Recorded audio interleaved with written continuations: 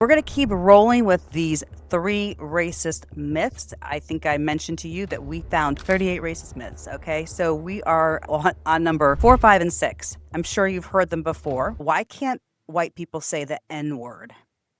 Okay. Slavery was a long time ago. DEI, they say just hire the best person. That's their argument. Let's break this down. Welcome back to Political Critical Thinking, where we're trying to look at things a little bit different, answer questions, and just calmly be able to educate people when the time comes. This is the first one. Why can't white people say the N-word? Okay, this usually comes down to white people acting like they're being excluded from something. And really what it is them not acknowledging or understanding history. And we can thank the public education system and the Republicans who've been tearing it down for decades. The reality check, the N-word is not just a word. It's a weapon of oppression. It's a weapon of violence and dehumanization. And it was created and wielded by white people to justify slavery, lynching, and segregation. Black people didn't invent the N-word.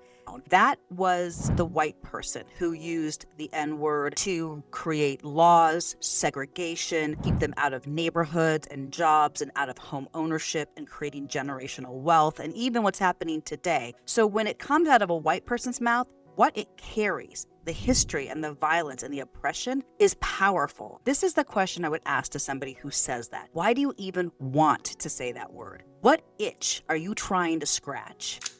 So the second racist myth is that DEI does not benefit anybody, not Black people or women or people with disabilities. Just hire the best person. It sounds very neutral, right? But beneath it is the assumption that white men are naturally the best candidates. Anyone else who gets hired or gets appointed gets labeled as the DEI hire. Those words automatically come out of their mouth without even looking at their qualifications. So hire the best person, it's just dishonest because people don't actually hire the best person. They hire their friends, they hire their golfing buddies, they pick people who look like them or act like them, or in Trump's case, will be loyal to them. Here's the thing, DEI does not lower the bar. If MAGA really cared about hiring the best person, then they would be angry at the nepotism, at the cronyism. They would be angry at the broism. They would not be angry at diversity.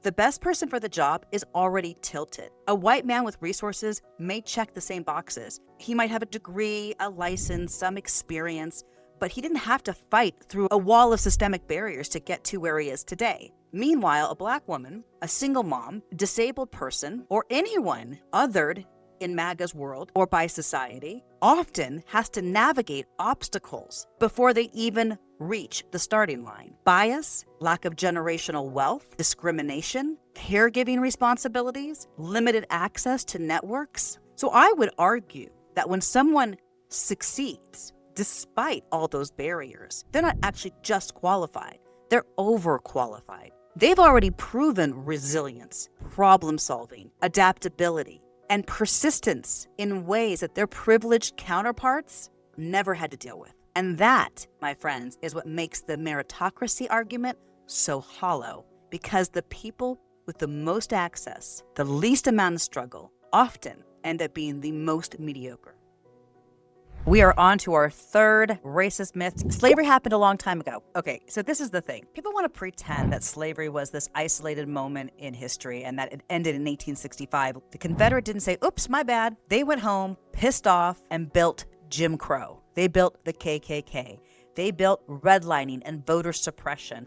That's why the ripple effect still shapes this country today. Now, people say, well, I'm not accountable. I wasn't there, but we're all accountable. We're accountable to remember. We're accountable to be sensitive, and we're accountable to teach the next generation. So the system, it stopped chaining people to crops and instead chained them to mass incarceration, keeping prisons full through over-policing and through bias sentencing.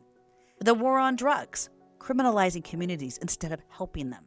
Reproductive control. This is not about children and God and Christianity. This is about keeping women, especially women of color, poor, pregnant, and on welfare. Instead of building schools, America has built a for-profit prison system that makes money off of keeping people incarcerated. Those are Republican policies. Those are Republican governors in Republican red states that are building prisons instead of building schools, that are taking funds away from children that need to eat and that need to be educated and giving it to corporations to build prisons to make money.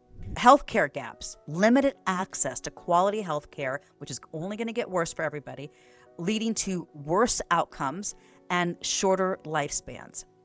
And then, of course, the education inequality. So schools are underfunded by zip codes.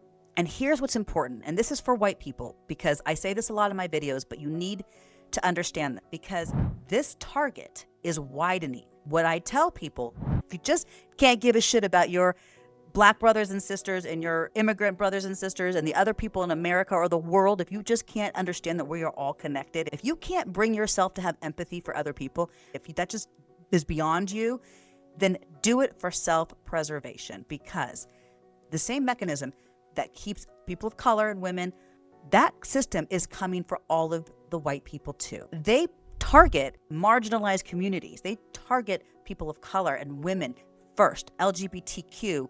They target them first. And when they see that it works, they come after the white people.